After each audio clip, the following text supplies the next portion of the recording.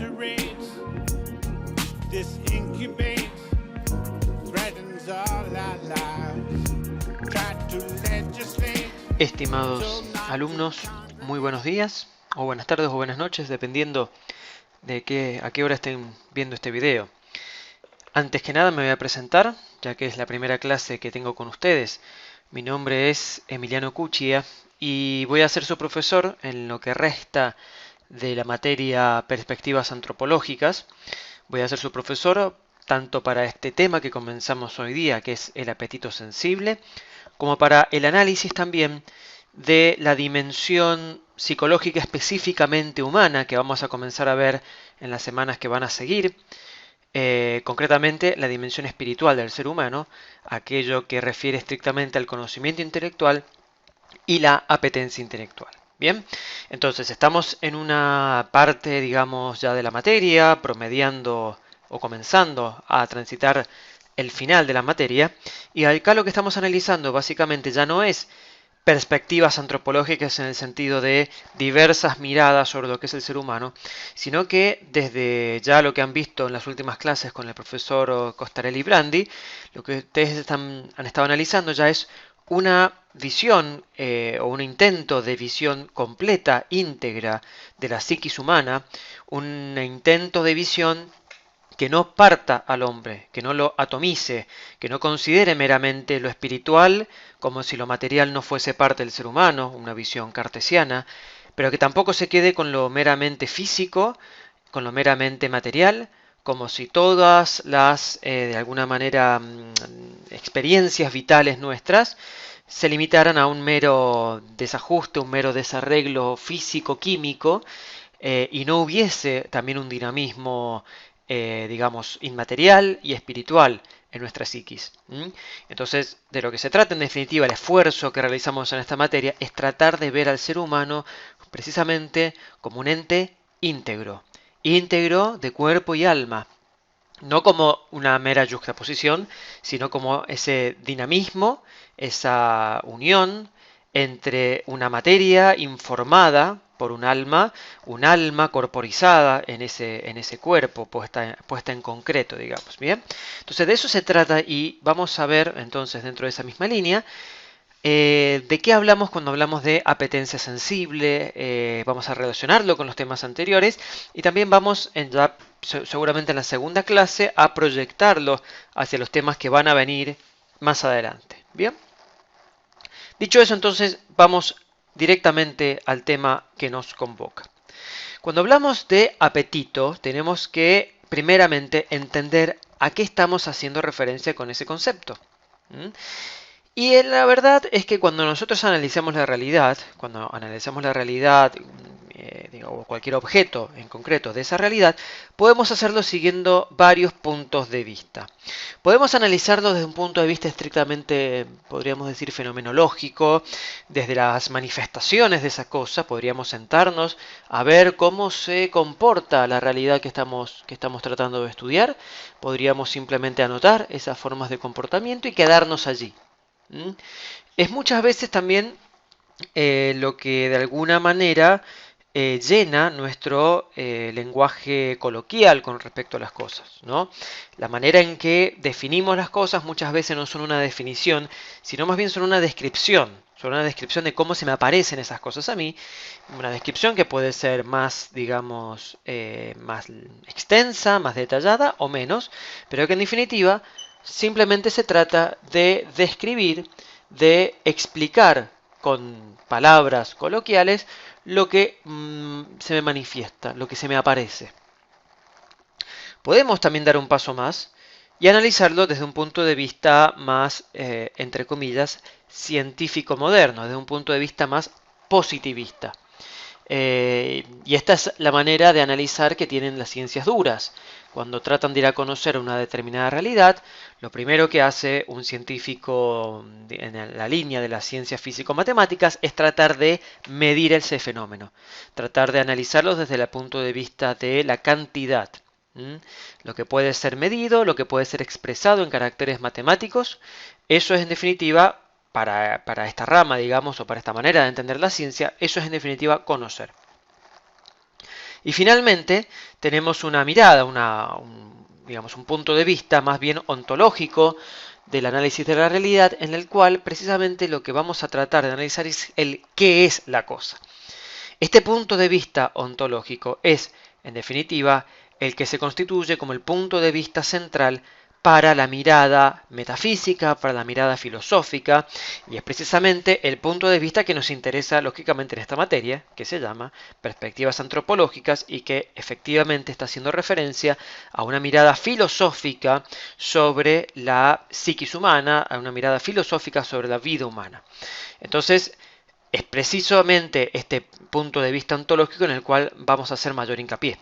Sin embargo, no quisiera dejar descuidados los otros, porque los otros puntos de vista de alguna manera también nos pueden mostrar, digamos, no dejan de mostrar algo real, no dejan de mostrar algo que pasa, simplemente que se quedan en una dimensión tal vez corta para lo que exige o para lo que requiere el conocimiento auténticamente filosófico. Entonces, comenzaremos con lo que nos muestran primero estas otras dos miradas y luego avanzaremos entonces hacia estrictamente el campo de la ontología, de la metafísica, de la filosofía. Bien, ¿qué se entiende por apetito de una manera coloquial? ¿Qué se entiende por apetito, digamos, en el mundo menos preciso, digamos? Desde un punto de vista coloquial, cuando hablamos de apetito en líneas generales, hablamos de deseo. Cuando uno tiene un apetito por algo, generalmente es porque desea algo. Ese deseo, ¿cierto?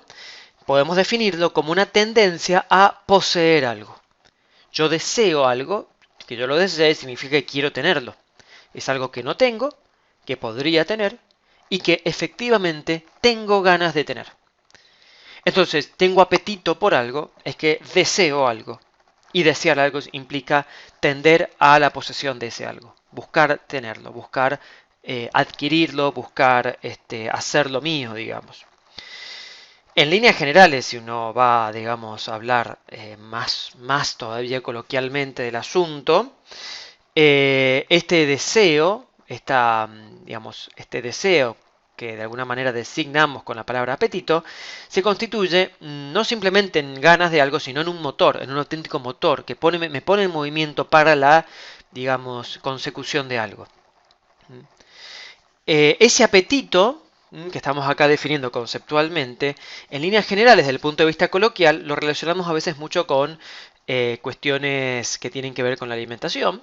Una persona de buen apetito es una persona que siempre tiene hambre o que, digamos, es capaz de sentirse atraído por cualquier tipo de comida. Entonces, posee esta persona una tendencia a poseer, en este caso, comer, precisamente cualquier tipo de alimento. De eso se trata entonces en definitiva esta manera de entender el apetito. Podemos también hablar de apetito y de deseo, por ejemplo, con otro tipo de bienes, en este caso con la riqueza. Entonces una persona que apetece la riqueza es una persona que desea poseer riquezas y que se pone en movimiento para conseguir esas riquezas, que tiene una tendencia para poseer aquello que está deseando. Entonces, en términos generales, en términos coloquiales, cuando hablamos de apetito hablamos de deseo, hablamos de tendencia para poseer algo. Es querer tener algo. Tener apetito por algo es querer tener algo. Y este querer no es un querer simplemente, digamos, estático, sino que es un querer motivante, es un querer que me pone en movimiento para conseguir aquello que deseo. Ahora bien, dejando un poquito del punto de vista, digamos, coloquial, también podemos hablar de apetito y de qué se entiende por apetito desde un punto de vista positivista, como decíamos anteriormente. Este punto de vista positivista, que es el propio de las ciencias físico-matemáticas, va a hacer referencia a la medida, a la mensura, a lo que puedo de alguna manera conocer mediante la cantidad, mediante el número, lo que puedo cuantificar, lo que puedo poner en términos numéricos. Y en este sentido, volviendo, digamos, a los ejemplos que veíamos anteriormente, sobre todo el ejemplo del hambre, el hambre y el apetito, digamos, por obtener comida, sería la consecuencia del desbalance de ciertos elementos físico-químicos, hormonales en mi cuerpo.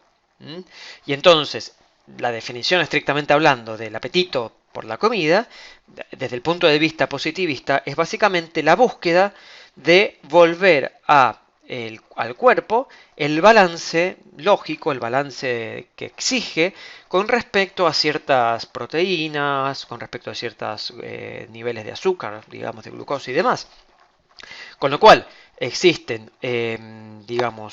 ciertas hormonas y ciertas sustancias que se generan en el cuerpo y que desatan este proceso apetitivo, este proceso de deseo, que me lleva a mí a buscar el alimento precisamente para volver a balancear el orden corporal. Entonces, lo que busca una mirada positivista es básicamente medir el apetito.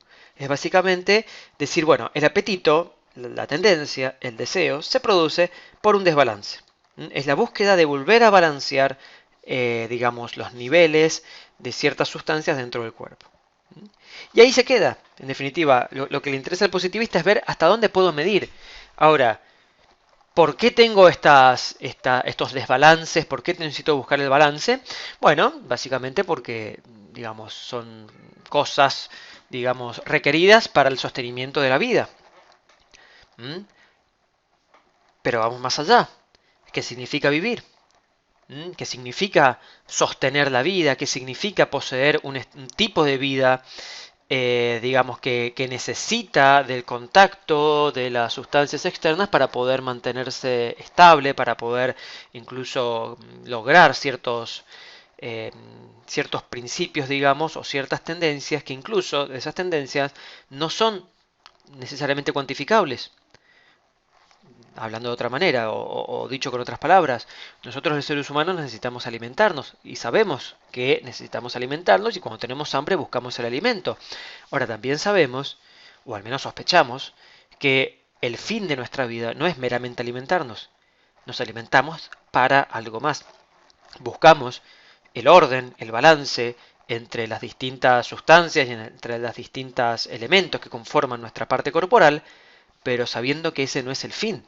Hay algo más, lo buscamos por algo más.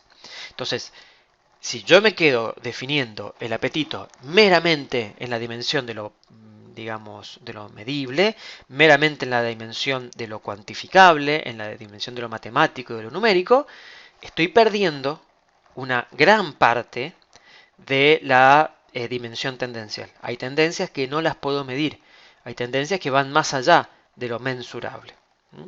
Vamos a avanzar más sobre eso en los próximos minutos y también en la próxima clase. Bien, por ende nos queda empezar a analizar este asunto de la apetencia desde el punto de vista ontológico, desde el punto de vista de la mirada, podríamos decir, más filosófica del asunto. Y en este sentido, desde el punto de vista ontológico, desde el punto de vista filosófico, se dice que el apetito es el movimiento orientado hacia la autorrealización. O sea, cualquier movimiento del propio sujeto que está orientado hacia la autorrealización, hacia la autoperfección, hacia el perfeccionamiento de la propia sustancia, se le llama apetito. Fíjense, esto lo van a encontrar en el apunte. El movimiento, el devenir, la dinámica operativa es por tanto propia de aquellos seres que no solo no poseen en y por sí la absoluta perfección, sino que ni siquiera poseen en sí la plenitud que corresponde a su propia naturaleza, o su esencia, pero sí pueden y tienen que alcanzarla mediante su propia actividad, o sea, pueden y tienen que realizarla existencialmente. Por eso se dijo, y también ustedes lo han visto previamente en clase con el profesor Costarelli, que la psique, el alma, es también la causa final, intrínseca del viviente. ¿Qué quiere decir todo esto? Bueno, básicamente lo que quiere decir es que el apetito es una cualidad que es específica de aquellos seres que necesitan perfeccionarse a sí mismos, que necesitan obtener una perfección, que necesitan alcanzar una perfección que aún no poseen. Ni siquiera estamos hablando de la perfección absoluta, no estamos hablando de ser absolutamente perfectos. Estamos hablando simplemente de alcanzar la perfección que le es debida por su propia naturaleza. Estamos hablando de los seres vivos.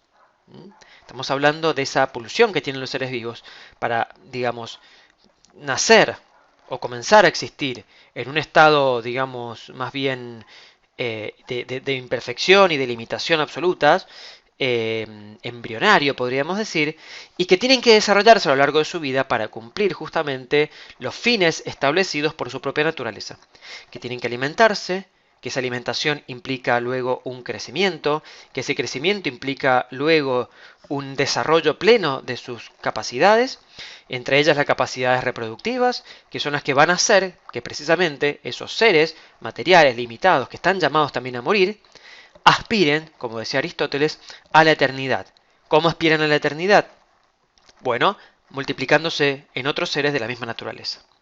Todo ese movimiento que es tan propio de, digamos, de la vitalidad, que es tan propio de los seres vivos, todo ese movimiento es el que, de alguna manera, está generado, está capitaneado, está causado por la apetencia. Entonces, la psique, el alma, en tanto causa final del viviente, no solo causa motora, sino causa final, es decir, la que establece cuál es la perfección última de ese ser, la psique, en tanto causa final, es la que provoca al propio ser a buscar aquellas cosas que lo van a ir perfeccionando para alcanzar ese fin, ese deber ser, esa plenitud que tiene que ser alcanzada por ese ser. Entonces, ¿dónde vamos a encontrar apetencias? Vamos a encontrar apetencias en aquellos seres que requieren, para alcanzar la perfección que les es debida por naturaleza, moverse, que requieren cambiar, que requieren hacerse con algo del mundo, alimentarse, recibir algo del mundo, para poder, a partir de allí sí, generar de alguna manera su propio crecimiento y su propia perfección. Eso es, aquí comenzamos de alguna manera a entender filosóficamente de qué se trata el apetito cuando estamos hablando de él en términos filosóficos. Muy bien. Continuando entonces, y esto es un punto muy importante que ya lo estuve diciendo, pero recalquémoslo una vez más. El alma, definida por Aristóteles, es precisamente el acto primero de un cuerpo que en potencia tiene vida. Y en tanto acto primero, en tanto precisamente, digamos dicho en otros términos, forma substancial, es en definitiva el alma una tendencia, o establece el alma una tendencia, una inclinación a la propia perfección del compuesto. Entonces los seres vivos son aquellos seres que no nacen acabados, no nacen ya perfectos desde el primer momento. Son aquellos seres que necesitan desarrollarse a lo largo de un determinado periodo de tiempo, que se llama vida, para alcanzar durante ese periodo la perfección requerida por su naturaleza. Y para ello se mueven, para eso interactúan con el mundo que tienen alrededor. Ahora bien, una mirada filosófica también del asunto nos va a mostrar que hay una distinción de tendencias. No todas las tendencias son iguales, hay multiplicidad de tendencias tanto entre los distintos seres, entre los distintos niveles de seres, como también dentro de un mismo nivel de seres. Va a haber distintas tendencias entre, por ejemplo, un animal y un vegetal, pero también dentro de los propios animales va a haber distintos niveles, va a haber distintos tipos de tendencias que ya vamos a ir analizando. Entonces, en líneas generales, todo apetito es la tendencia a la propia perfección, es la tendencia a la autorrealización, al autoperfeccionamiento, tendencia que lleva al sujeto a moverse para buscar aquello que lo perfecciona, para buscar aquello que lo va a aproximar al fin que es establecido, que queda establecido por su naturaleza. Pero hay una distinción de tendencias, y esto es lo que vamos a ver ahora. Hay tendencias que son estrictamente naturales. ¿En qué consisten estas tendencias naturales? Es una inclinación que proviene simplemente de la propia forma del ser. Es una tendencia que es, de alguna manera, ya como vamos a ver enseguida, es inconsciente y que, digamos, no implica una interacción tan profunda con el mundo que rodea al ser, que rodea a este individuo que posee dicha tendencia. Es simplemente una tendencia, básicamente, que está inscripta, que está íncita en la propia cosa y que es, podríamos decir, indiscutible, es irrefrenable y no hay manera de cambiarla. Por otro lado, existen tendencias que llamamos ilícitas, que en términos filosóficos se llaman ilícitas. Y estas tendencias son inclinaciones que están provocadas por algo externo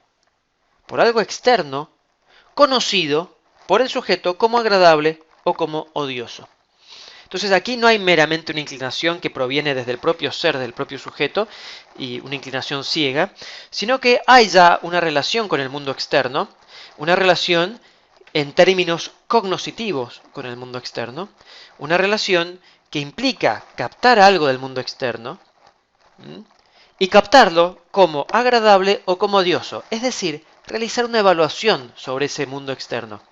Realizar una evaluación y determinar si eso que estoy captando del mundo externo es conveniente o es inconveniente para mi propia autorrealización.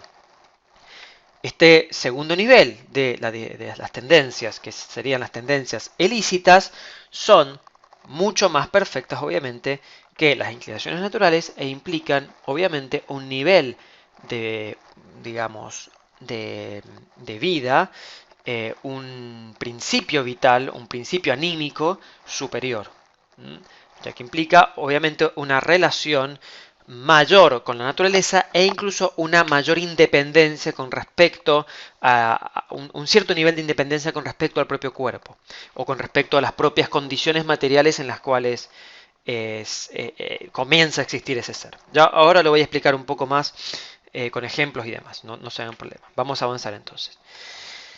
Tendencias naturales. Estas tendencias naturales, que decía recién, no exigen ningún tipo de conocimiento. Son las tendencias, digamos, que no manifiestan en ellas mismas, eso es los seres que poseen estas tendencias, no manifiestan ni un conocimiento del objeto, que de alguna manera está detrás de esa tendencia, del objeto que está buscando esa tendencia, no manifiestan ni conocimiento de ese objeto, ni tampoco conocimiento del propio tender. No parecen ser conscientes de lo que realmente están haciendo esos seres. ¿Y de qué seres estamos hablando en concreto? ¿De qué seres? Bueno, por ejemplo, estamos hablando de los vegetales, estamos hablando de los árboles.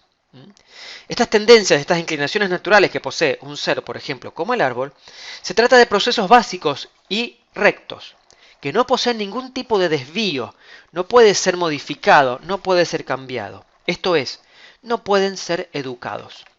Ustedes, por más que se pongan a charlar con el árbol que tienen en su jardín o con el árbol que pueden encontrar en la calle, nunca van a poder convencer a ese árbol de que no beba el agua contaminada que está pasando por la sequía justo en este momento.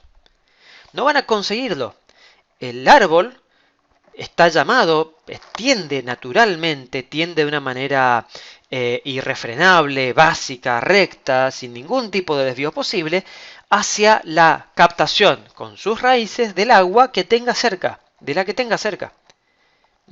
Y va a captar ese agua sin saber si es un agua contaminada, si tiene metales pesados, si posee de algún tipo de sustancia, petróleo, lo que sea, que lo va a dañar. Lo va a beber. Y si toma de ese agua y el agua está mala, el árbol se va a morir. No tiene capacidad el árbol de poder comprender. Está pesado el antivirus. No tiene capacidad el árbol de poder comprender y de poder de alguna manera elegir hacia dónde va a ir su tendencia. Su tendencia natural es recta y no admite desvíos. De la misma manera, esa tendencia lo va a llevar al árbol, por ejemplo, a digamos, realizar su fotosíntesis. Y realizar el proceso de fotosíntesis implica que ese árbol va a crecer siempre con sus hojas hacia arriba. Va a tener hojas que van a buscar, fuera de la tierra, captar el sol. Y una vez que reciben la luz del sol, van a iniciar ese proceso de fotosíntesis, ese proceso de captación de alguna manera de la luz solar y del dióxido de carbono, y eso todo que estudiamos en la primaria cuando hicimos nuestras plantitas a partir de las semillas.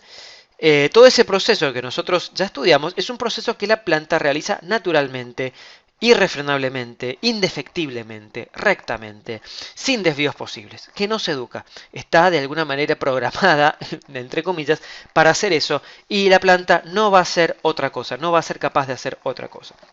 Entonces, si yo quiero que una planta crezca bien y sana y tenga hojas lindas, yo no puedo simplemente explicarle a la planta qué tipo de alimentos tendría que ella ir buscando para alimentarse mejor, para poder tener hojas más lindas. Tengo que arrimarle a la planta todo lo que necesita para esa planta para poder crecer. Porque la planta no lo va a buscar por sí misma. La planta no se va a levantar de donde está para ir a buscar su alimento, no va a ir a buscar su agua. La planta simplemente va a tender raíces hasta donde pueda y tratará de captar lo que haya en ese lugar. Si yo le he preparado linda tierra y le he puesto agua, la planta va a poder captar eso y va a ser una planta linda. Si tuvo la mala suerte de encontrarse con un dueño que no le pone linda tierra y lindos alimentos, esa planta va a sufrir y va a ser una planta fea o se va a morir. Pero a la planta no le queda otra. Es lo único que puede hacer. ¿Bien? Entonces, de esto es lo que hablamos cuando hablamos de inclinaciones naturales. Procesos básicos, rectos, que no exigen ningún tipo de conocimiento, que básicamente no manifiesta el sujeto que posee estas inclinaciones ningún conocimiento ni del objeto ni del propio tender. Simplemente tiende y busca en ese tender aquello que necesita para desarrollarse como tal. Este tipo de tendencias se diferencian claramente de las otras que estudiamos, que son las ilícitas. Estas inclinaciones ilícitas sí dependen de un conocimiento previo del objeto, requieren de un conocimiento, son la consecuencia, podríamos decir, la consecuencia de un tipo de conocimiento. Entonces, este tipo de inclinaciones se dan solo en aquellos seres que poseen alguna forma de conocimiento. Y ustedes ya estuvieron viendo, lógicamente, con el profesor Costarelli Brandi, un tipo de conocimiento, que es el conocimiento sensible. Bien, ahora vamos a retomar eso.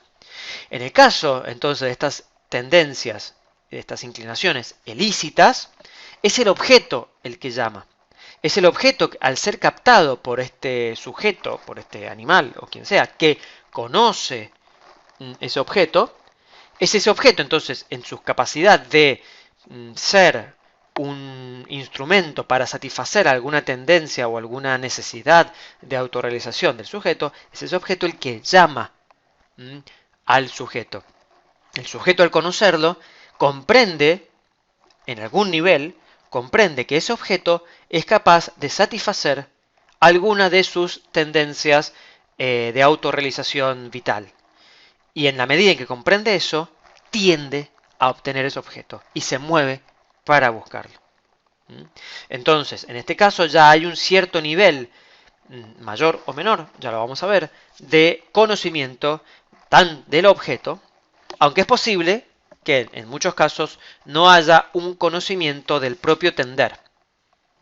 Es posible que en algunos seres no haya un conocimiento, una suerte de autoconocimiento de que efectivamente estoy tendiendo hacia un objeto que me llama porque satisface alguna necesidad básica de ese ser, digamos, de ese animal.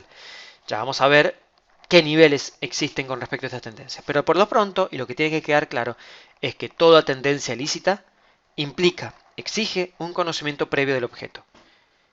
Es más, de hecho funciona al revés. Es el conocimiento previo del objeto el que genera, el que es origen, el que es causa de las tendencias, de las inclinaciones ilícitas. Entonces, en la medida en que dependen de un conocimiento previo del objeto, estas tendencias ilícitas admiten la posibilidad de mayor o menor precisión. Esto es, estas tendencias ilícitas pueden ser educadas y también pueden ser engañadas. Yo puedo, de alguna manera, si me encuentro con un animal que está muy hambriento, yo puedo hacerle creer que algo que le estoy dando es alimento. Y capaz ese animal le puede pegar un mordisco. Eventualmente, al pegar un mordisco, se va a dar cuenta que no es alimento y por ende va a ser, va a desistir de la acción de comer. Y eventualmente, si yo realizo eso con cierta frecuencia, yo incluso puedo entrenar a ese animal, acostumbrarlo a, por ejemplo, comer determinadas cosas o no comer determinadas otras cosas. Yo puedo de alguna manera educar esa tendencia, esa inclinación ilícita. ¿Mm? ¿Por qué? Porque, como decía recién, hay un conocimiento previo del objeto.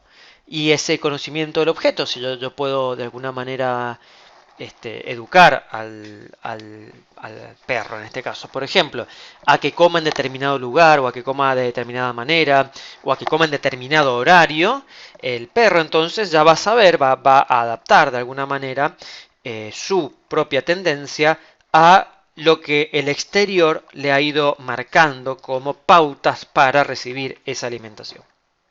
Entonces hay un conocimiento del objeto y hay un conocimiento también, un cierto conocimiento del propio tender, de la propia tendencia y de cómo satisfacer de una mejor manera esa tendencia.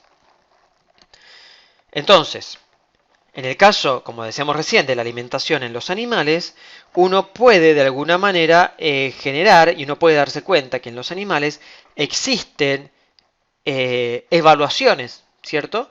De cuáles son los objetos que en definitiva van a poder satisfacer mejor las inclinaciones, o mejor dicho, las necesidades de ese propio animal, las necesidades exigidas por su propia forma substancial.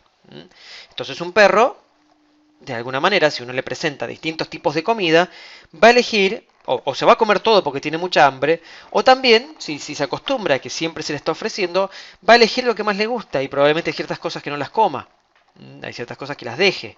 Entonces, ¿por qué? Porque es consciente del objeto, es consciente de lo que necesita, de alguna manera, consciente de lo que necesita para poder desarrollarse como perro, y también es consciente de los objetos que él está contemplando, los objetos que él está conociendo, y de qué manera cada uno de ellos puede satisfacer mejor sus propias tendencias.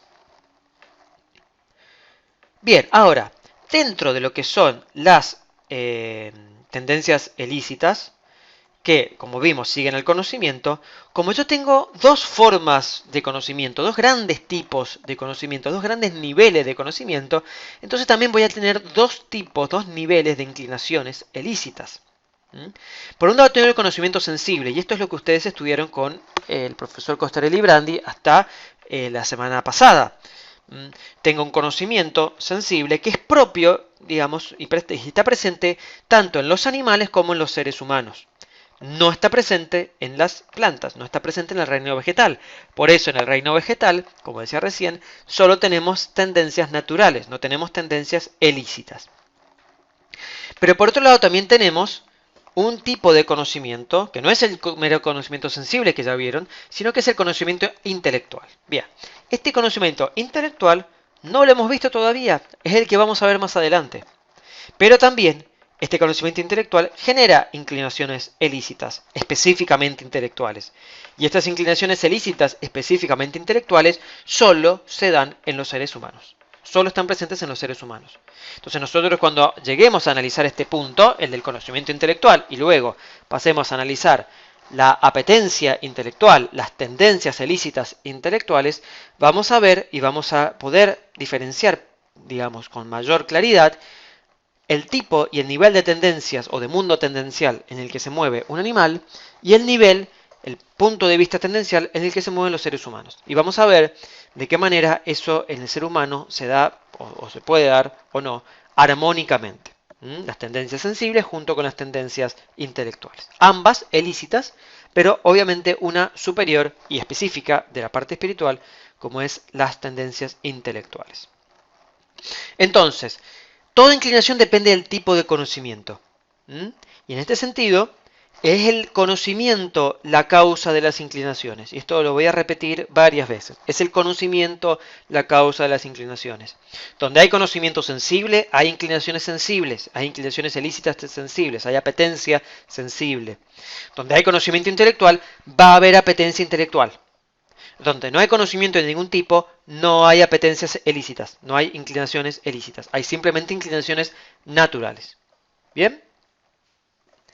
Bien, esperando que eso haya quedado claro, vamos a enfocarnos entonces en estas primeras dos clases con respecto, digamos, estas primeras dos clases que tienen conmigo, vamos a enfocarnos en las inclinaciones ilícitas sensibles. Entonces, cuando hablamos de inclinaciones ilícitas sensibles, estamos en el contexto, o mejor dicho, estamos en un campo abierto por la existencia de un conocimiento sensible. Porque hay conocimiento sensible, hay inclinaciones ilícitas sensibles. Este conocimiento sensible, como ya vieron con el profesor Brandi, es la captación de un objeto individual y material. Es la captación de un objeto individual y material que yo lo recibo mediante los sentidos externos, en primer lugar, oído, gusto, vista, tacto, olfato, y que luego esa información sensible recibida por cada uno de esos sentidos externos es procesada y es elaborada de diversas maneras por los 4 sentidos internos que ya ustedes también han visto con el profesor Costarelli Brandi. Entonces, a partir de esta captación de un objeto, repito, individual y material, los sentidos me muestran un mundo, digamos, o un mundo formado por individuos, por cosas, digamos, separadas unas de otras, distintas unas de otras, y materiales, completamente formadas, digamos, o mejor dicho, constituidas por materia. Esa captación genera, como decíamos recién, una apetencia sensible, una respuesta apetitiva. Y esta respuesta apetitiva, que no es otra cosa que una tendencia determinada, es determinada por un objeto que es individual y material. Es una tendencia, digamos, es un movimiento, es una búsqueda de un objeto que es individual y material. Entonces, en eso consiste la apetencia sensible. El perro no desea la comida en universal. El perro desea este plato de comida. Cuando nosotros tenemos hambre, no deseamos la milanesa. Queremos este plato de milanesa concreto. No nos conformamos con comprender el concepto de almuerzo, con entender la idea de comer. Queremos una comida concreta que ingrese a nuestro cuerpo y sacie y llene el agujero que estamos sintiendo en la panza. Entonces, toda tendencia sensible, en tanto responde a un conocimiento sensible, implica una tendencia hacia un objeto que es individual y que es material. Esos son los límites de la apetencia sensible. En eso consiste el objeto de la apetencia sensible. Eso es lo que busca la apetencia sensible. La apetencia sensible se define entonces por la búsqueda de un objeto que es individual y material. Y esta apetencia sensible está presente, como decíamos antes, en todos los animales y también en el ser humano. Pero está presente en todos los animales. Ahora bien, digamos, estos animales, de alguna manera, el reino animal, son el conjunto, mejor dicho, de aquellos seres cuyas funciones vitales están mediadas por el conocimiento. O sea, si uno tuviese que establecer una definición un tanto filosófica de lo que es ser un animal, y precisamente para diferenciarlo del reino vegetal, hay que decir que un animal es aquel viviente, aquel tipo de viviente, cuyas funciones vitales, cuyas tendencias ordenadas hacia la autoperfección, hacia la autorrealización de su naturaleza, están mediadas por un acto de conocimiento. Están intermediadas, están de alguna manera transidas por un acto de conocimiento. Volvamos un poquito para atrás. En los vegetales no hay conocimiento. Sus funciones vitales son estrictamente naturales. El árbol tiende sus raíces para buscar agua. Levanta sus hojas hacia arriba para buscar la luz del sol. Si yo planto el árbol detrás de una casa que le da sombra todo el día y ese árbol necesita pleno sol, ese árbol no va a crecer, no se va a autorrealizar como tendría que realizarse. Y ese árbol no se va a poner de pie para buscar el sol. No va a ser capaz de hacerlo, porque no conoce, digamos, su objeto, ni conoce su tender, y por ende no puede apetecer otra cosa, no puede, digamos, tender hacia un mundo o hacia un lugar del mundo que sea más apto para su propia realización. Carece de conocimiento y por eso su vida es más bien recta, sin desvíos, como decíamos recién, fija, establecida por los límites de, digamos, de su espacio y tiempo, aquí y ahora, donde está plantado y se acabó. ¿Mm? En cambio, en los animales, sus funciones vitales, como decíamos, están mediadas por el conocimiento. Y por eso, digamos, los animales necesitan del conocimiento, necesitan de esa experiencia del mundo, esa experiencia, esa captación experiencial del mundo, para poder satisfacer sus propias necesidades de autorrealización. En otras palabras, y en criollo, el perro necesita percibir de alguna manera la comida para acercarse a comer. Tendrá que verla con sus ojos, tendrá que percibirla con el olfato si está en la otra punta del jardín. Cuando escuche el ruido del platito que le hemos puesto comida, va a venir como un disparo a comer. Pero necesita de esa experiencia, necesita de ese conocimiento para arrimarse a la comida. Entonces, podríamos definir, ya visto esto, podríamos definir la tendencia ilícita, las inclinaciones ilícitas sensibles, como el correlato impulsivo motor del conocimiento sensible, que tiene como objeto aquellas cosas que garantizan las funciones vitales de conservación y reproducción, es decir, las funciones vitales lógicas de cualquier ser vivo: crecer y reproducirse, o sea, conservar la vida, acrecentarla y reproducirse, es decir, multiplicar o dar origen a otros individuos de la misma naturaleza para, como decía Aristóteles tan poéticamente, imitar con esa multiplicación en el número, en esa multiplicación de individuos de la misma naturaleza, imitar de esa manera la eternidad, imitar de esa manera la inmortalidad, escapar a la muerte de alguna manera, vivir en sus, digamos, en sus, sería sucesores o algo así. Entonces, toda tendencia, toda apetencia ilícita es el correlato del conocimiento.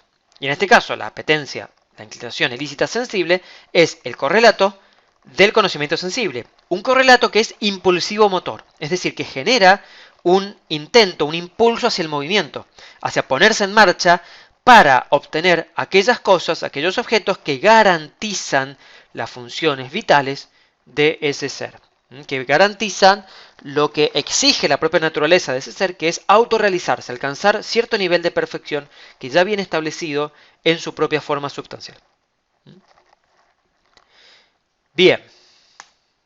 Ahora, dentro, como decíamos recién, dentro de estas tendencias ilícitas sensibles, dentro de estas inclinaciones, lógicamente y a simple vista uno puede saber que encontramos grados de complejidad. No se comporta de la misma manera un perro que una mosca, y no se comporta de la misma manera una mosca que una ameba. Dentro de lo que es el mundo animal, donde hay inclinaciones ilícitas sensibles, donde hay movimiento para ir a buscar aquellas cosas que de alguna manera satisfacen las necesidades de conservación, acrecentamiento y reproducción, hay grados de complejidad. Hay seres que son más complejos y hay seres que son menos complejos. Mientras mayor sea la dotación cognoscitiva y apetitivo-motora de un animal, más mundo externo interioriza y más intimidad sustancial suya interioriza. Es decir, más amplia y profunda es su intimidad subjetiva, más se posee a sí mismo, con lo cual más amplia y profunda es la placentera quiesencia de la intimidad subjetiva sobre sí misma. Esto lo van a encontrar en el apunte y ahora vamos a tratar de explicarlo para que no suene tan poético. Básicamente, mientras mayor sea la perfección cognoscitiva de un ser, ese ser va a ser capaz de captar de una manera más perfecta la realidad que lo rodea y por ende va a ser capaz de comprender de una mejor manera cuáles son aquellos objetos que requiere de alguna manera para alcanzar su perfección. Y también, porque lo hemos dicho poco, pero ya lo vamos a nombrar con mayor intensidad conforme pasen los minutos y también en la próxima clase, también ese ser va a poder comprender cuáles son aquellos objetos del mundo que más amenazan a su propia subsistencia. Porque de eso también se trata. No solo de comprender y de captar y de acercarme y de tratar de obtener aquellas cosas que perfeccionan mi vida, sino también se trata de alejarme, se trata de prevenir, se trata de escapar de aquellas cosas que amenazan a mi vida, que amenazan al cumplimiento de la autorrealización exigida por mi propia naturaleza. Entonces, mientras mayor sea la dotación cognoscitiva, esto es, mientras mayor sea la cantidad de sentidos y la cualidad y la perfección que tiene tal animal con respecto a los sentidos, va a ser más perfecta su relación con el ser, digamos, con el mundo que lo rodea, y va a ser obviamente mucho más compleja. Va a implicar un nivel, vamos a decirlo de esta manera, va a implicar un nivel y una variedad de tendencias, esa relación con el mundo, directamente proporcional con el grado de profundidad cognitiva que tenga con respecto a la realidad. Mientras más conocimiento, mientras más perfecto sea el conocimiento, más compleja va a ser la relación que voy a tener tendencial con respecto al mundo. Bien. Entonces, puede haber un mayor conocimiento del mundo, y este mayor conocimiento del mundo se puede dar tanto cuantitativamente como cualitativamente. Es decir, puedo tener más medios para conocer el mundo, y puedo también que puede ocurrir, y cada uno de esos medios que tengo para conocer el mundo sean más, digamos, o posean mayor potencia para poder conocer ese mundo, posean mayor capacidad cognitiva. Es muy sencillo. La vista de un águila es mucho más capaz de percibir el alimento a distancia que la vista de un gorrión. Razón por la cual el águila puede darse el lujo de vivir en grandes alturas y de poder cazar su alimento a muchísima distancia. A diferencia del gorrión, que tiene que vivir bien cerquita del piso porque lo que está buscando básicamente son semillitas o migas o lo que sea. Entonces, a mayor capacidad cognoscitiva, vamos a tener una mayor libertad también con respecto al mundo material que me rodea. Libertad entre comillas, obviamente. Mayor independencia, podríamos decir, de la materia. Y finalmente, mientras mayor protagonismo tenga, o mejor dicho, mientras mayor conocimiento haya del mundo, como decíamos recién, cuantitativo y cualitativamente, va a haber también mayor protagonismo del animal en la búsqueda de aquello que lo perfecciona. Va a ser más, podríamos decir, dueño de su propio ser y de sus propias estrategias para poder, de alguna manera, hacerse con aquello que lo perfecciona. Bien. Entonces, vamos a analizar un poquito en qué consiste esta complejidad cognitiva, y a partir de allí ya vamos a ir, una vez que veamos bien este tema, vamos a ir cerrando con esta primera clase. En primer lugar, podemos hablar de una complejidad cognitiva que se da en términos cuantitativos. Por ejemplo, bueno, en el caso de los sentidos externos, hay animales que pueden no poseer algunos de los sentidos. Por ejemplo, decíamos recién, todos los protozoos y las amebas y demás, digamos, básicamente se mueven con un sistema, digamos, de conocimiento sensible externo, básicamente táctil y no mucho más. No poseen, obviamente, oídos, no poseen vista, ni gusto, ni olfato, ni nada de ello. Con lo cual, ese tipo de seres tan básicos no captan un montón de manifestaciones del mundo externo, que sí las captan otros animales que poseen todo el aparato de sentidos externos, que poseen, por ejemplo, la vista, el olfato, el gusto y demás. Con lo cual, la ameba está mucho más cercana, o el microbio, por ejemplo, está mucho más, o depende, digamos, para alimentarse, para alcanzar su autorrealización, depende mucho más de la inmediatez. Depende mucho más de lo que lo rodea, de poder asimilar aquello que lo está rodeando y que está cerca de él. Se puede mover, cambia un poco de lugar y demás, se adapta a ciertas circunstancias, ciertamente, pero no tiene la capacidad de percibir un nivel, digamos, de variedad y de perfección que brinda el mundo, que solo está disponible para aquellos capaces de captar esa variedad a través de una multitud de sentidos externos, como ya han estudiado con el profesor Costarelli-Brandi. Y también puede ocurrir que esta complejidad cognitiva, esta diferencia en la capacidad cognitiva, se dé por el lado de los sentidos internos, también desde el punto de vista cuantitativo. Porque, por ejemplo, hay animales que, incluso poseyendo todos los sentidos externos y poseyendo varios sentidos internos, carecen de potencias retentivas. Yo ahí lo puse en cursiva no tanto para destacarlo, sino porque realmente no sé si existe la palabra. Probablemente lo esté inventando. Pero lo que quiero decir con esto es que hay animales que no son capaces de retener la información que reciben a través de los sentidos externos y que es de alguna manera, digamos, agrupada o sintetizada por el sentido común en este caso. Por ejemplo, ustedes seguramente han visto cómo la mosca, cuando se enfrenta con un vidrio transparente, va a intentar una y otra vez tratar de atravesar el vidrio. Y uno dice, ¿por qué la mosca no aprende que allí hay un vidrio y que por allí no puede pasar? Bueno, básicamente porque la mosca carece de memoria, carece de la capacidad de memoria y de imaginación, carece de la capacidad de poder recordar que en tal lugar hay un punto, por más que ella vea transparente, por más que ella vea el exterior, por más que ella vea el patio, es incapaz de recordar que en ese punto hay algo que es absolutamente impenetrable, que es el vidrio, y que por ende por allí no puede salir.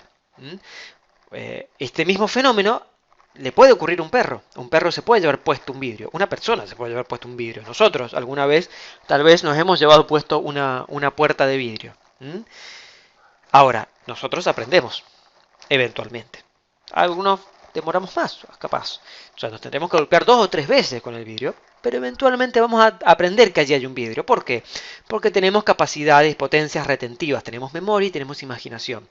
Recordamos la experiencia anterior en la cual intentamos atravesar esa puerta y rebotamos contra el vidrio, y también somos capaces de almacenar la información que vino en ese momento por parte de la estimativa, en concreto el dolor causado por el golpe contra el vidrio.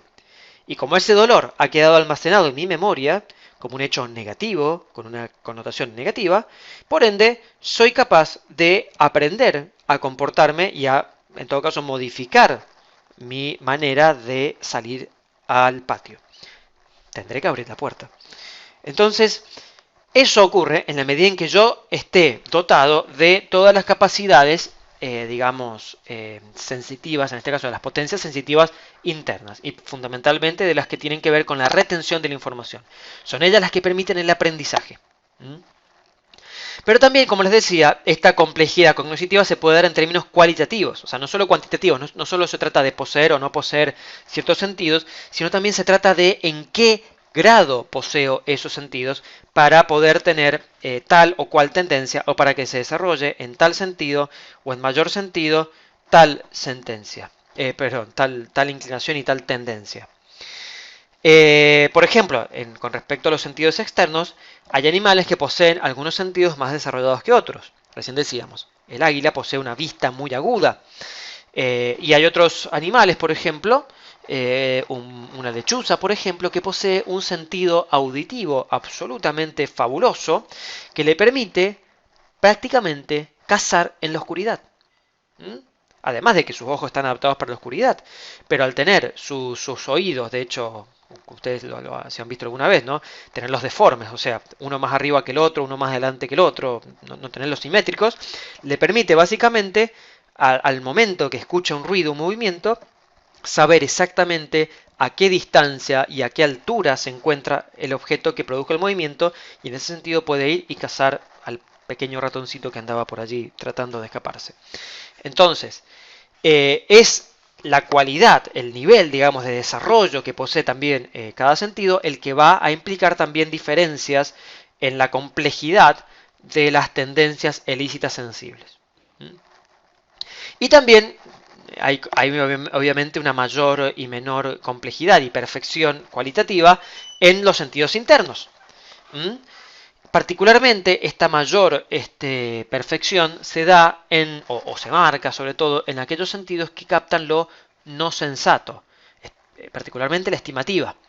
Uno por ahí dice, por ejemplo, entre las razas de perro, hay razas de perro, entre comillas, más inteligentes que otras.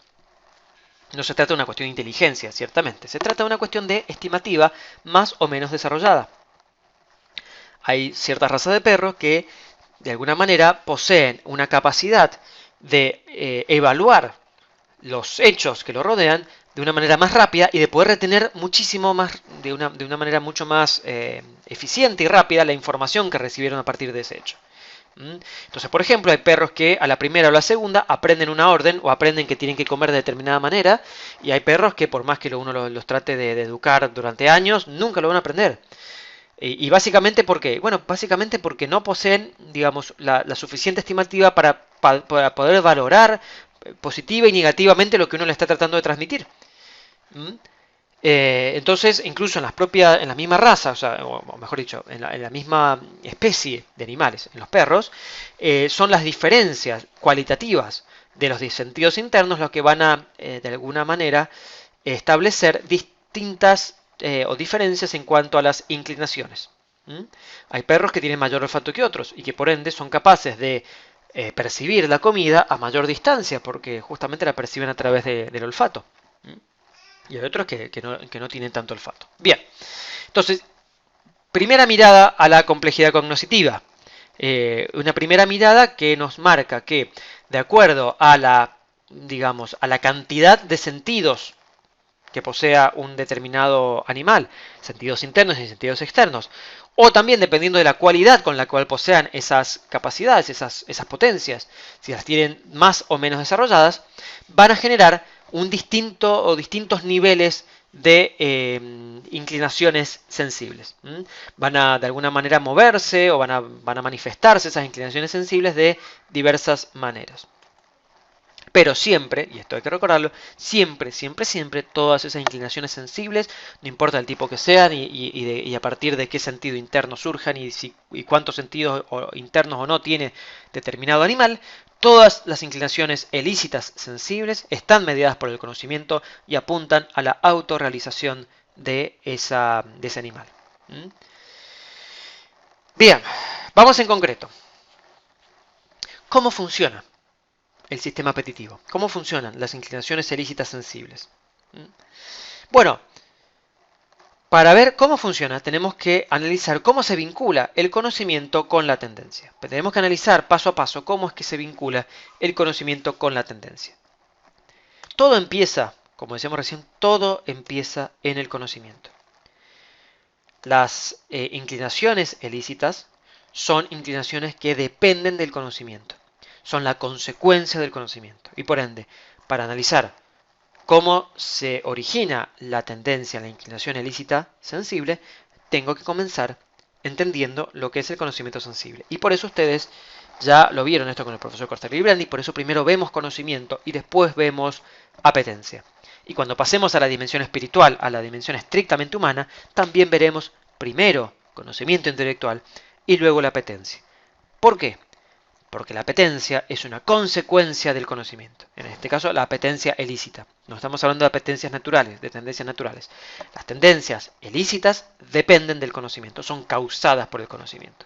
Entonces, en el comienzo está la captación de algo material, individual, a través de los sentidos. Y también, no solo la captación a través de los sentidos externos y luego la síntesis a través del sentido común y el paso por la imaginación y demás, sino que también puede existir, puede pasar que el comienzo en realidad sea, de hecho, la representación imaginativa de un objeto, es decir, de algo que yo ya o he conocido previamente antes y he guardado esa imagen en mi imaginación, o algo que yo estoy, y esto ya solo en el caso de los seres humanos, algo que yo estoy, digamos, inventando en mi imaginación. Un objeto que de alguna manera yo estoy elaborando en mi imaginación, que me estoy representando, pero que en realidad nunca vi y probablemente capaz no exista, sino que yo lo estoy formando. En ambos casos, o de ambas maneras, hay un conocimiento de un objeto material e individual, que es ese conocimiento el que va a poner en movimiento las tendencias, el que va a generar las tendencias. ¿Cuándo? ¿Por qué va a causar este movimiento de las tendencias? Bueno, básicamente porque ya sea que yo esté captando algo a través de los sentidos, o ya sea que yo me esté representando imaginativamente ese objeto, va a ocurrir dentro también de la dimensión del conocimiento sensible, va a ocurrir una evaluación. Y esta evaluación va a estar a cargo de la estimativa / cogitativa en el caso del ser humano. Ese análisis valorativo digamos, que voy a realizar sobre lo que capté con los sentidos o lo que me he representado con mi imaginación es lo que me va a llevar justamente a generar en mí una tendencia. Una tendencia que implica la conexión de la estimativa con el instinto, con la capacidad motora, con lo que de alguna manera va a constituirse en el imperio de la inteligencia sobre o de la inteligencia, digamos, digamos, del alma, de la psique animal, con respecto a las capacidades motoras. Es el que nos va a poner en movimiento. Esa evaluación, ese análisis valorativo de la estimativa, ya lo vamos a ver enseguida, lógicamente puede ser positivo o puede ser negativo. Yo puedo estar analizando valorativamente de un modo positivo la comida, porque tengo hambre, y por ende, esa tendencia que va a surgir a partir de ello va a ser la de acercarme a esa comida y comerla, para satisfacer el hambre, para satisfacer mi necesidad de alimentarme, de conservar la vida, de acrecentar la vida, y de cumplir de esa manera uno de los fines de autorrealización que poseo. Ahora, también puede ser que esa evaluación sea negativa. Puede ser que lo que esté conociendo no es comida, sino alguien que quiere convertirme a mí en comida. Por ejemplo, un león. Entonces, si lo que yo estoy contemplando es un león, lo que va a hacer la estimativa es inmediatamente evaluar el riesgo que existe ante la presencia de ese león y va a conectar, va a generar una conexión con el instinto que lo que va a hacer es ordenarme a que empiece a mover las piernas para correr y alejarme del león que me va a comer. Entonces, la tendencia surge básicamente como consecuencia de, en primero, la captación de un objeto a través de los sentidos o de la representación imaginativa de un objeto. Esto es muy importante. Muchas tendencias, de alguna manera, muchas inclinaciones y muchas tendencias positivas y negativas, digamos, surgen no tanto de lo que estoy captando en la realidad, sino de lo que me estoy representando imaginativamente con respecto a la realidad. Y sobre todo, y esto siempre, del análisis valorativo que realizo sobre esa realidad. Esto es muy importante, y esto es muy importante para ustedes que están estudiando psicología.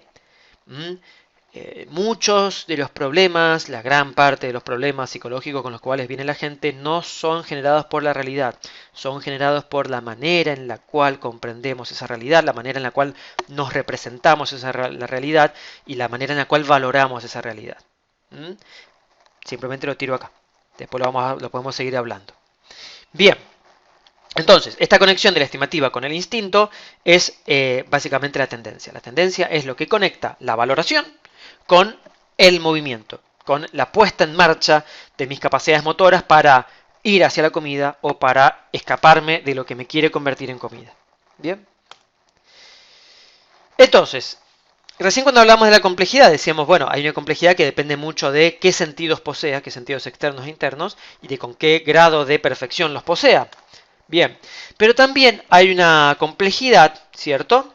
Hay una complejidad tendencial que se manifiesta no tanto cuando yo comparo dos animales distintos, por ejemplo, a ver cuál tiene mayor cantidad de sentidos internos, externos, cuál es más perfecto con respecto a su vista, sino que hay una complejidad que incluso es interna, hay una complejidad que se da, una complejidad tendencial que se da incluso analizando un mismo animal, un mismo individuo. Es una complejidad que se manifiesta en el conflicto de tendencias. Nosotros mismos podemos dar cuenta de que a veces tenemos tendencias en conflicto. Queremos dos cosas que medio que son en sí, digamos, contradictorias. O tal vez no contradictorias en sí mismas, pero sí que en esta circunstancia en concreto no pueden darse ambas juntas. Vamos a poner simplemente un ejemplo acá. El animal cansado, un animal que está cansado, que digamos que está a punto de fallecer, a punto de perder todas sus fuerzas, pero que sigue caminando para encontrar agua. Claro, es un animal que en una época de sequía no tiene medios para beber y que está cansado, que tiene hambre, que tiene sed, ciertamente, pero que está cansado, que ciertamente, digamos, en un estado, si la situación fuese otra, estaría echado durmiendo bajo una sombra, pero que sin embargo sabe de alguna manera que tiene que seguir caminando para encontrar agua. Porque si no encuentra agua se muere. Entonces, acá hay tendencias en conflicto. Por un lado está el cansancio. El cansancio es una tendencia que me lleva a mí a acostarme, a descansar, a recuperar fuerzas. Pero por otro lado está la tendencia que le está indicando a ese animal que tiene que seguir caminando para encontrar agua, no importa lo cansado que esté. ¿Mm? Entonces son tendencias que en sí mismas no son contradictorias. Tomar agua y descansar no es algo contradictorio en sí mismo. Pero en este caso concreto, de este animal concreto, viviendo esta situación concreta, son incompatibles. O se queda tirado y empieza a descansar y se muere de sed, o se olvida de su cansancio y busca satisfacer su sed, aunque eso implique caminar muchos más kilómetros bajo el sol y sin alimento. Entonces, este tipo de ejemplos, de los miles que podemos pensar, que ustedes mismos podrán pensar y que incluso, como les decía recién, podemos también conocer de nuestra propia vida, nos hablan de que existen dos facultades de tendencias distintas. ¿Mm? Hay dos facultades de tendencias distintas porque hay algunas, por ejemplo, hay algunas tendencias que buscan un objeto que es inmediato, que está aquí y ahora presente.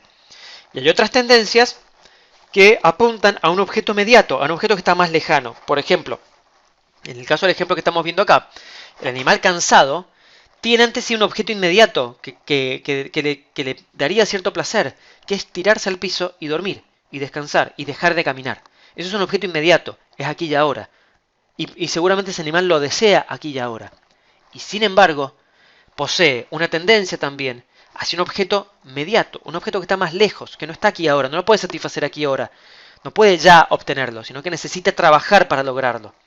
Ese objeto mediato en este caso es el agua, que está más lejos y que por ende necesita, este animal, si quiere sobrevivir, necesita olvidarse del objeto inmediato por un momento, olvidarse la tendencia que lo lleva a buscar este objeto inmediato que es el descanso, para lanzarse hacia el objeto inmediato por más que le cueste. Entonces fíjense, ahí ya tenemos una diferencia de tendencias, una primera diferencia de tendencias. Y también tenemos, lógicamente, dos tipos de tendencias distintas, en este caso generadas más bien del lado del objeto. Porque hay objetos que son agradables y hay objetos que son odiosos, desagradables.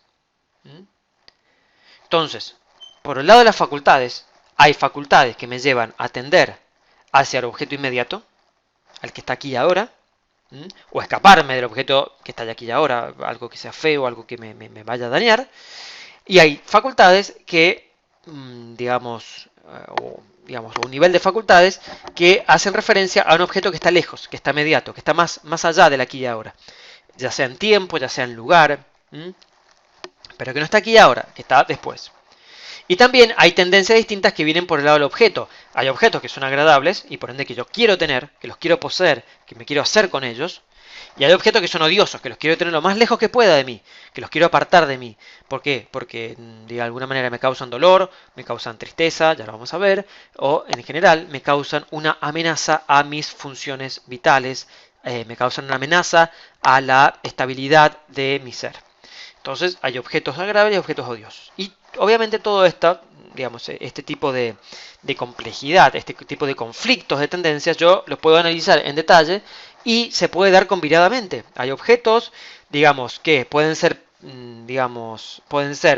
percibidos como mediatos, o sea, como lejanos, odiosos, objetos mediatos agradables, objetos inmediatos agradables, objetos inmediatos odiosos, etcétera, etcétera, etcétera. Yo puedo ir combinando de alguna manera eso y voy a tener entonces un universo de inclinaciones ilícitas sensibles muy complejo. Y de eso se trata en definitiva la vida sensible. Como les decía recién, ustedes lo pueden experimentar en ustedes mismos. Hay tendencias que a veces son, que entran en conflicto entre ellas por determinadas circunstancias, ¿no? Las ganas, por ejemplo, del hambre de comer con las ganas de hacer dieta y de tener un mejor estado físico. Claro, las ganas de comer son ya, es inmediato, lo quiero satisfacer ya en este momento porque en este momento tengo hambre. Ahora, las ganas de poseer un buen estado físico es inmediato, está más lejos y por eso tanto nos cuesta hacer dieta. ¿Por qué? Y porque el objeto, el fin, está más lejos. Cuesta alcanzarlo, cuesta verlo, cuesta, digamos, hacerse con él. En cambio, es muy fácil satisfacer el hambre cuando tengo, digamos, galletitas en la despensa. Ahí nomás voy y como y se acabó. Y se acaba el deseo, se acaba la tendencia y puedo estar tranquilo. Entonces, bueno, esos conflictos permanentes en nosotros, obviamente, van a tener que ser analizados, obviamente, en lo que es antropología filosófica y lo que va a ser esta materia. Pero, si no me equivoco, esto va a ser en la próxima clase. Bien, entonces, bien, simplemente para recapitular, hemos visto de qué manera, en qué consiste básicamente la apetencia. Hemos visto cómo se define desde el punto de vista filosófico la apetencia. Básicamente consiste, como hemos dicho, en ese correlato, de alguna manera, correlato tendencial propio de todos los seres que no poseen en sí mismos la perfección, no la perfección absoluta, ni siquiera la perfección absoluta, ni siquiera la perfección propia exigida por su propia naturaleza. Entonces, todo ser que de alguna manera necesita perfeccionarse, que su forma sustancial indica un estado de perfección que aún no posee, todos esos seres poseen tendencias. Esas tendencias pueden ser, como dijimos, naturales o ilícitas. Las naturales son aquellas que no dependen del conocimiento, que no exigen conocimiento, que de alguna manera son propias de los seres que carecen de conocimiento y que por ende son directas, son rectas, no se equivocan en su fin. El árbol va a beber agua con sus raíces y si el agua es fea o lo que sea, va a beberlo igual. No va a cambiar, no lo puedo educar, no lo puedo cambiar. Y ciertamente al árbol tampoco lo puedo engañar. No le puedo al árbol pretender que tome agua de un ladrillo seco. El árbol sabe dónde va a sacar agua, digamos, es directo, chupa el agua donde haya agua y donde no haya agua no tomará agua. Entonces, esas tendencias naturales, decíamos, son propias de los seres vegetales, donde no hay ningún tipo de conocimiento ni de capacidad educativa de la tendencia. Y, por otro lado, las apetencias o las tendencias ilícitas son aquellas que están mediadas por el conocimiento. Son las propias de aquellos seres cuyas funciones vitales están mediadas por el conocimiento. Necesitan conocer para poder realizar sus funciones vitales. En este caso, son las propias de todos los animales y también de los seres humanos. Ahora bien, como dependen del conocimiento, y al haber dos niveles de conocimiento, dos grandes niveles de conocimiento, el conocimiento sensible y el conocimiento intelectual, hay dos grandes niveles de potencias y de tendencias ilícitas. Tendencias ilícitas sensibles y tendencias ilícitas intelectuales. Acá, en esta clase, estamos viendo las sensibles primero, y dentro de las sensibles hemos visto la complejidad que poseen, la capacidad que tienen básicamente de, digamos, depender, como dependen en definitiva del conocimiento sensible. Mientras más perfecto sea el conocimiento sensible de un determinado animal, y esta perfección puede ser cuantitativa o cualitativa, más compleja va a ser la manifestación de esas tendencias. Hay tendencias que van a llevarnos a querer, a buscar de alguna manera la satisfacción aquí y ahora de algo, o el escaparnos aquí y ahora de un peligro, y hay otras tendencias que van a llevarnos, como decíamos recién acá, que van a llevarnos a la búsqueda de un bien que está más allá, o el precavernos de un mal que también está más allá, y que en todo caso tenemos que prudentemente evitarlo. Lógicamente, una facultad tendencial que de alguna manera está relacionada con un objeto mediato, implica la necesidad de, mejor dicho, implica la realidad de poseer potencias sensibles internas caracterizadas por la retención de información. En otras palabras, solo pueden actuar, solo pueden tener tendencias con respecto a los objetos mediatos, a los objetos lejanos, aquellos seres que poseen memoria y que poseen imaginación, o sea, que pueden guardar las experiencias, que pueden almacenar las imágenes. El animal cansado que sigue caminando para encontrar agua es un animal que de alguna manera sabe por dónde va a encontrar el agua, que sabe, por ejemplo, que es época de sequía y que entonces el agua está más arriba y que entonces tienen que subir a la montaña para buscar el agua, etc. Bien. Dicho eso, entonces, vamos a cerrar con esta primera clase. Yo les agradezco la atención. Recuerden que ustedes van a encontrar un apunte, un PDF, donde van a estar explicados estos contenidos, y también van a encontrar el link en el aula virtual para la clase de consulta. Esta clase de consulta es muy importante que ustedes puedan asistir si tienen dudas, para poder realizar correctamente el cuestionario, que también va a estar disponible en la fecha y hora indicadas en el cronograma y en el aula virtual, para que ustedes puedan realizarlo y de esa manera regularizar esta materia.